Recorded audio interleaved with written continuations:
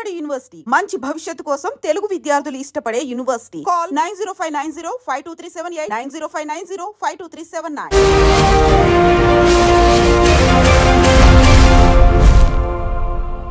నమస్తే, welcome to I dream social spotlight with Kavitha. అమెరికాలో పుట్టినంత మాత్రాన జన్మతః పౌరసత్వం లభించదు అనేది అమెరికా అధ్యక్షుడు డొనాల్డ్ ట్రంప్ తను ప్రమాణ స్వీకారం చేసిన వెంటనే చెప్పినటువంటి మాటలు.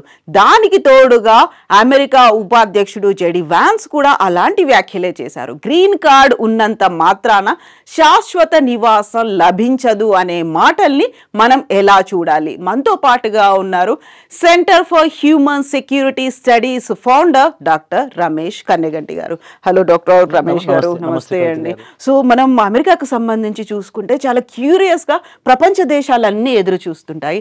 అందులో పర్టికులర్గా భారతీయులు, తెలుగు వాళ్ళు చాలా ఆశలతో అక్కడికి వెళ్ళాలి అనుకుంటారు. బోల్డ్ అన్ని యూనివర్సిటీలు ఉన్నాయి, ఆఫర్స్ అనేవి ఇస్తూ ఉంటాయి అనుకుంటాం. బట్ అధ్యక్షుడు ఉపాధ్యక్షుడు ఇద్దరూ చేసినటువంటి వ్యాఖ్యలు, అందులో పర్టికులర్గా గ్రీన్ కార్డ్ హోల్డర్స్ కోసం ఉపాధ్యక్షుడు జెడి వాన్స్ చేసినటువంటి వ్యాఖ్య ఎలా చూడొచ్చు? యాక్చువల్గా ఏముంది ఇందులో? ముఖ్యంగా కవిత గారు, మీరు చాలా అంటే కాంటెక్స్చువల్ క్వశ్చన్ అడిగారు. Very very contextual, very very contemporary మీ క్వశ్చన్. ఎందుకంటే జేడి వ్యాన్స్ గారు అమెరికా ఉపరాష్ట్రపతిగా మరి ప్రమాణ స్వీకారం చేసిన తర్వాత రేపు మార్చి 20కి 2 నెలలు పూర్తవుద్ది. ప్రెసిడెంట్ ట్రంప్ గారితో పాటు చేసిన తర్వాత ఈ 2 నెలల్లో ఇంకోటి ఏంటంటే, ఇంకో 10 రోజుల్లోనో 15 రోజుల్లోనో ఆయన వాళ్ళ అత్తగారింటికి, అంటే మన భారతదేశానికి రావాలి. మన తెలుగు వాళ్ళు అంటే ఉషా మేడం గారు, అంటే సెకండ్ లేడీ జేడి వ్యాన్స్ గారి భార్య, ఆయన కలిసి కుటుంబ సమేతంగా ముఖ్యంగా ఆంధ్ర తెలంగాణ వచ్చే అవకాశం ఉంది. కాబట్టి మరి ఇక్కడికి వస్తారా లేదా ఓన్లీ భారతదేశంలో మిగతా ప్లేసెస్కి వెళ్ళిపోతారా అనే తర్వాత ఈ కాంటెక్స్ట్ ఏంటంటే, given the special relationship that India enjoys with United States of America, not only from the technological, sociological and IT related, software related and other important STEM related courses, లేదా the political values, the historical linkages between it. The oldest democracy America, the largest democracy on planet Earth is India. ఈ 2 ప్రజాస్వామ్యాల కలయిక తప్పనిసరిగా మంచి ఫలితాలు, అంటే good results will be coming. But ఇది కొద్దిగా వర్రీసమ్ ఏంటంటే, ఒకటంటున్నాడు ఆయన, గ్రీన్ కార్డ్ ఉన్నంత మాత్రాన అమెరికాలో మీరు శాశ్వతంగా బతకొచ్చు అనే ఒక థాట్ ప్రాసెస్కి బ్రేక్స్ పెడుతున్నాను నేను అన్నాను. అవన్నీ భ్రమలే, నిజం కాదు. ఎందుకు అంటే వీళ్ళ ఉద్దేశం ఏంటంటే, ట్రంప్ గారు, వైస్ ప్రెసిడెంట్ జేడి వ్యాన్స్ గారు ఉద్దేశం ఏంటంటే, కవిత గారు, అమెరికాకి వ్యతిరేకంగా పనిచేస్తున్న ఏ శక్తులైనా, అది టెర్రరిజం కావచ్చు, ఎక్స్ట్రీమిజం కావచ్చు, యాంటీ అమెరికన్ కావచ్చు, యాంటీ అమెరికన్ సెంటిమెంట్ కావచ్చు, యాంటీ నేషనల్ సెంటిమెంట్ కావచ్చు, from United States point of view, they are not going to tolerate. Means Trump and then JD Vance, they don't want a green card holder to say things which are not palatable. Palatable అంటే రుచించని మాటలు మాకు చెప్పొద్దు, మాకు రుచికరంగా ఉండే మాటలు చెప్పండి. మాకు రుచికరంగా ఉండే మాటలు ఏంటి? America great again, America is an exceptional country, America is like the super power, ఇలాంటి మాటలు చెప్పండి. అంతేగాని అమెరికా యొక్క ఇంటిగ్రిటీకి, నేషనల్ సావర్నిటీకి, అమెరికా యొక్క సార్వభౌమాధికారానికి, అమెరికా యొక్క కల్చరల్ క్యాపిటలిజానికి వ్యతిరేకమైన మాటలు కానీ, వ్యతిరేకమైన పదాలు కానీ don't try to bully America by saying things which we don't appreciate or endorse. Yeah. What are those things? Don't give support to terrorist groups. అది ఏ దేశమైనా ఒప్పుకోవాల్సింది. India also has to accept. We also say, our honorable Prime Minister Mr. Sri Modi Sahab also says, don't give endorsement to terrorist groups. Yes, that's a good thing. We should not give endorsement to terrorist groups. We should not give endorsement to anti-social, anti-national elements. So that is equally true with United States of America also. Exactly. So the President Trump and Vice President J.D. Vance is saying, మీరు అమెరికాలో ఉండి, అమెరికాలోని అత్యంత ముఖ్యమైన విశ్వవిద్యాలయాల్లో ఒక విశ్వవిద్యాలయం Columbia university. Colombia యూనివర్సిటీలో ఉన్న స్టూడెంట్స్ అమెరికాకి వ్యతిరేకంగా ఉన్న హమాస్ అనే ఒక టెర్రరిస్ట్ ఆర్గనైజేషన్ని మీరు ఎందుకు సపోర్ట్ చేస్తున్నారు? Don't try to support that. Don't give appreciation to a terrorist organisation called Hamas. That's what some of the students in Columbia University are doing.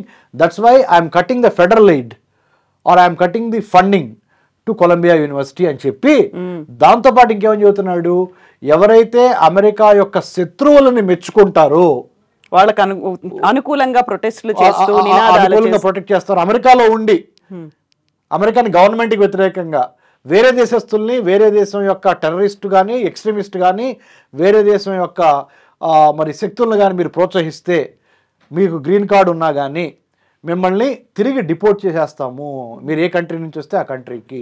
ఇక్కడ ఒక మాట కూడా చెప్పారు, భావ ప్రకటన స్వేచ్ఛకు సంబంధించింది కాదు, దేశ శాంతి భద్రతలకు సెక్యూరిటీకి సంబంధించింది అనే మాట. So again there is this debate, national security versus civil liberties. ఒక పక్కన జాతీయ వాదము, ఇంకో పక్కన వ్యక్తిగత స్వేచ్ఛ. వ్యక్తిగత స్వేచ్ఛ ఎంతవరకు ఉండొచ్చు అంటే జాతీయ భావానికి విఘాతం కలిగించినంత వరకు నీకు వ్యక్తిగత స్వేచ్ఛ ఉందే కానీ యువర్ వ్యక్తిగత స్వేచ్ఛ should not breach or destroy or demolish the national security paradigm. జాతీయ భద్రత, జాతీయ వాదము, జాతి యొక్క రక్షణ భద్రత అనేవి paramount ఇంపార్టెన్స్, అంటే ఎక్కువ ఇంపార్టెన్స్ ఉండాలి, ప్రాముఖ్యత. So you have freedom, but your freedom is only till here. Limits లో ఉంది. It should not come and hit my nose or your nose అనే ఒక, అంటే restrained liberty, restrained aggression, restrained expansionism అనేవి వాళ్ళు చెప్తున్న మాటలు. సో దాన్ని ఆ విధంగా చూడాలి మనము. బట్ అంటే they feel both President Trump and Vice President JD Vance వాళ్ళిద్దరికీ ఒక అభిప్రాయం ఉంది ఆయన యొక్క క్యాబినెట్కి. ఏంటంటే మొన్నటి వరకు ఉన్న జో బైడెన్ ఒక వీక్ అమెరికన్ ప్రెసిడెంట్గా ఉన్నాడు, అంటే ఒక బలహీనమైన అధ్యక్షుడిగా మొన్నటి వరకు పరిపాలన చేసిన జో బైడెన్ డెమోక్రటిక్ పార్టీ తరపున ఆయన ఇప్పుడు దిగిపోయారు. మేము ఇప్పుడు రిపబ్లికన్ పార్టీ, మా సింబల్ ఏంటంటే ఎలిఫెంట్ అంటే గొప్ప బలవంతులు మేము, బిగ్ బిజినెస్ హౌసెస్, కన్జర్వేటివ్స్, అమెరికాలో ఆంగ్లో సాక్షన్ రేస్కి సంబంధించి మేము ఉన్నాం. కాబట్టి మేము ఒకటే చెప్తున్నాం, మీరు ఎట్టి పరిస్థితుల్లోనూ అమెరికాని లైట్ తీసుకోవద్దు, అమెరికాని గ్రాంటెడ్గా తీసుకోవద్దు. అమెరికాలో కూర్చొని అమెరికాలో అమెరికాకి వ్యతిరేకంగా మీరు నినాదాలు చేస్తే సహించాము, అది వ్యక్తిగత స్వేచ్ఛ అని కానీ భావ ప్రకటన స్వేచ్ఛ అని మేము సర్దిపుచ్చుకోము. We are not the Democratic Joe Biden, we are the Republican, the big elephant of the current day order. So we will not tolerate any dissent in that manner. Even though మీకు గ్రీన్ కార్డు ఉన్నప్పటికీ మిమ్మల్ని తిరిగి మీ దేశాన్ని పంపించేస్తాం అనే మాటని JD Vance కూడా నొక్కి వక్కాణించారు. కాబట్టి if you wanted to be in the United States of America, మీరు అమెరికాలో ఉండాలి అనుకుంటే అమెరికా యొక్క ప్రభుత్వం యొక్క ఆలోచనలకి అనుగుణంగా ప్రవర్తించండి అని చెప్తున్నాడు ఆయన. ఇది అన్ని కంట్రీస్ కి ఇంక్లూడింగ్ భారతీయులకు ఎవరికైతే గ్రీన్ కార్డు ఉందో వాళ్ళకు కూడా ఇదే నియమం వర్తిస్తుంది. సో మనము వేరే వాళ్ళ దేశంలో ఉన్నప్పుడు ఆ దేశ అధ్యక్షుడు కానీ ఉపాధ్యక్షుడు కానీ ఒక మాట చెప్తే అది అందరికీ వర్తించింది. ఎగ్జాక్ట్లీ, జేడీ వ్యాన్స్ కూడా అదే మాట అంటున్నాడు. ట్రంప్ నేను ఒకే టీం కాబట్టి ఒకేలాగా మాట్లాడాం. కవిత గారు, ఇక్కడ ఒక విషయం ఏంటంటే ఇది ఎవరిని దృష్టిలో పెట్టుకొని వాళ్ళు చెప్పారంటే భారతం దృష్టిలో పెట్టుకొని కాదు. భారతదేశం ఎప్పుడు తిన్నింటి వాసాలు లెక్క పెట్టదు. తల్లి పాలు తాగి రొమ్ము గుద్దిన సందర్భాలు భారతదేశంలో లేవు. మనము ఎవరైతే మనతో బాగుంటారో వాళ్ళకి ఎంతో సహాయం చేసిన సందర్భాలు చరిత్రలో కోకొల్లలు. వేరే దేశాన్ని ఆక్రమించడం కానీ వేరే దేశం యొక్క సంపదను కొల్లగొడటంలో కానీ మన రక్తంలో లేదు. So what I am trying to say is whatever the comments made by JD Vance is not directed towards India. కాకపోతే ఒకవేళ ఇలాంటి వాళ్ళు ఎవరైనా ఉన్నా వీళ్ళని కూడా మేము సహించాము అందరికీ. కాబట్టి so the message is clear, quite clear, and it is evident to everybody. But fortunately adrishtavashattu Bharat is on the good books. Bharat will never done this kind of mistakes of అలాంటి negative thoughts లో భారత్ లేదు, negative mind set మనకు లేదు. కాబట్టి we don't need to worry. ఇక్కడే మనం రమేష్ గారు ఇంకొక కీలకమైనటువంటి అంశం గురించి మనం మాట్లాడుకోవాలి. దాంట్లో అమెరికాకు ఇప్పుడు వద్దులే అని ఆలోచిస్తున్నటువంటి వారి సంఖ్య పెరిగింది అని, గతంలో H1B వీసాల కోసం అప్లై చేసుకుంటున్న వారిలో ఆల్మోస్ట్ 38% తగ్గాయంట. దానికి సంబంధించి మాట్లాడుకుందాం. రమేష్ గారు, ఏంటి ఇది? యాక్చువల్గా మనకు అమెరికా చదువులు కావచ్చు, ఉద్యోగాలు కావచ్చు, డాలర్ డ్రీమ్స్ కావచ్చు, ఎవరికున్నా అమెరికానే ఒక డెస్టినేషన్ అయ్యేది. సో ఇప్పుడు తగ్గిపోయింది అంటే ట్రంప్ వచ్చాక తగ్గిందా, లేకపోతే అదర్ డెస్టినేషన్స్ ఏమైనా మనకు కనిపిస్తున్నాయా? సో ముఖ్యంగా ఐ డ్రీమ్ ప్రేక్షకులకి ఈ విషయం మీద చాలా క్లారిటీ ఇవ్వాల్సిన అవసరం ఉంది. ప్రపంచంలో పోస్ట్ కోవిడ్-19 అంటే కరోనా మహమ్మారి తర్వాత ప్రపంచవ్యాప్తంగా అమెరికాతో కూడా కలుపుకొని ఆర్థికంగా చాలా కష్ట నష్టాల్లో ఉన్నమాట వాస్తవం. ప్రపంచం కరోనా దెబ్బ నుంచి కోలుకొని ఇప్పుడే మళ్ళీ ఆర్థిక వ్యవస్థ మెరుగుపడుతున్న సందర్భం. ఒక పక్కన రష్యా యుక్రెయిన్ కాన్ఫ్లిక్టు, ఇంకో పక్కన ఇజ్రాయెల్ పాలస్తీన్ కాన్ఫ్లిక్టు, ఇంకో పక్కన నార్త్ కొరియా సౌత్ కొరియా గొడవలు, ఇంకొక పక్కన చైనా ఎప్పుడు తైవాన్ మీద, లేకపోతే తైవాన్ చైనా మధ్య గొడవలు, లేదా చైనా యొక్క ఎంట్రాప్మెంట్, ఎన్లార్జ్మెంట్, ఎన్సర్కిల్మెంట్ అనే విధానాల ద్వారా, బెల్ట్ అండ్ రోడ్ ఇనిషియేటివ్ ద్వారా అది ఒక పెద్ద సామ్రాజ్యవాద దేశంగా ప్రపంచంలో అన్ని దేశాలని కబళించాలనే మైండ్ సెట్తో చైనా యొక్క కదలికలు మనందరం గమనిస్తున్నాము. ఇలాంటి సందర్భంలో ఇలాంటివి సాధారణము. But at the same time Trump, JD Vance ఇద్దరు దేశాధ్యక్షుడు, దేశ ఉపాధ్యక్షుడు అయిన తర్వాత, after Trump and JD Vance entry into American White House, now the situation is changed and people are really that actually tightening the screws అని చెప్పాలి. అంటే ఏంటంటే అమెరికాలో మీరు రండి, ఎదగండి, కానీ ఇష్టం వచ్చినట్టు తప్పుడు పేపర్లు చూపించి, ఇల్లీగల్ డాక్యుమెంట్స్ చూపించి ఎలాగోలాగా వచ్చి అమెరికాలో బతికేద్దాం అంటే కుదరదు. అక్రమ మార్గాలకి ఫుల్ స్టాప్ పెట్టండి, సక్రమంగా రండి, రూపాయి సంపాదించుకోండి, రూపాయి ట్యాక్స్ కట్టండి, వెళ్ళండి అనేది మొన్నటి వరకు ఉంది. ఇప్పుడేంటున్నాడు ఆయన, ట్యాక్స్ కడతమే కాదు, మీరు ఏం మాట్లాడుతున్నారో కూడా ఆలోచించి మాట్లాడండి. మీరు మాట్లాడే ఏ మాట అమెరికా యొక్క ఆర్థిక, రాజకీయ, సామాజిక, సాంస్కృతిక చిహ్నాల మీద ఎటువంటి దెబ్బ పడకుండా మాట్లాడాలి.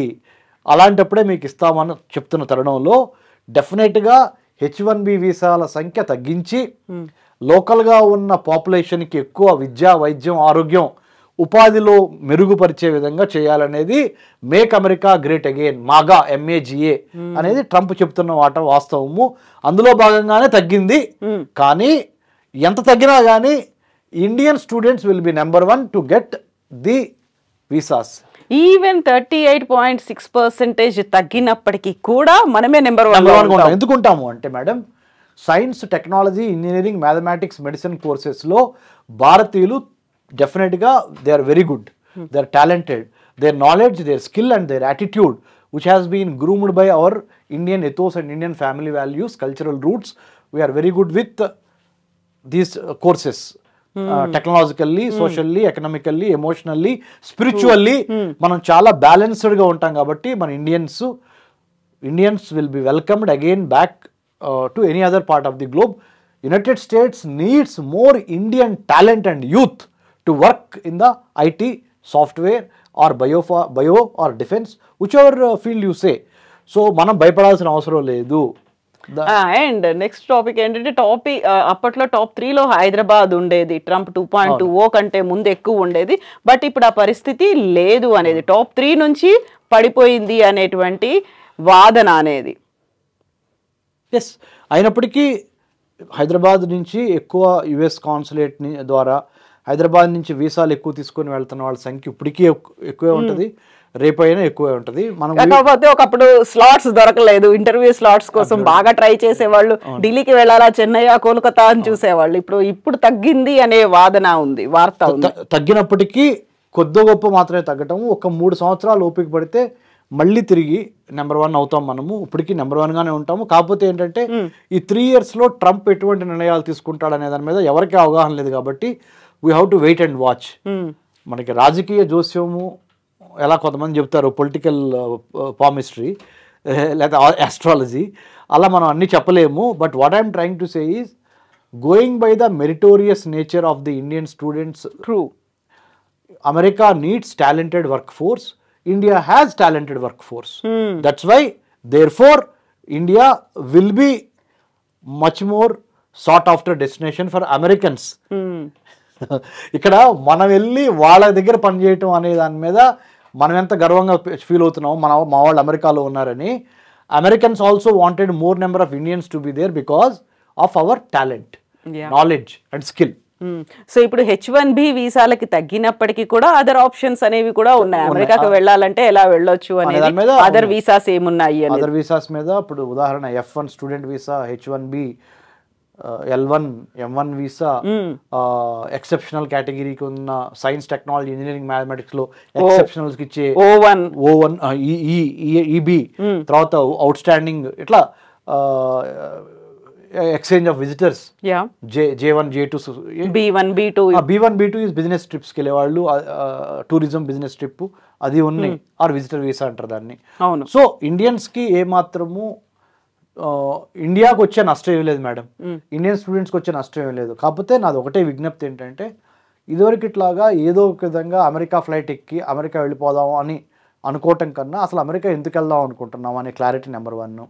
అమెరికా కాకుండా ఇంకా వేరే వేరే దేశాల్లో ఎటువంటి క్వాలిటీ ఆఫ్ లైఫ్ ఉంది ఆర్ ఇన్ఫ్రాస్ట్రక్చర్ ఉంది అని ఒకసారి ఆలోచించండి. 2, 3, దయచేసి don't take big amount of loans from banks, education loans, and put pressure on your self and on your parents.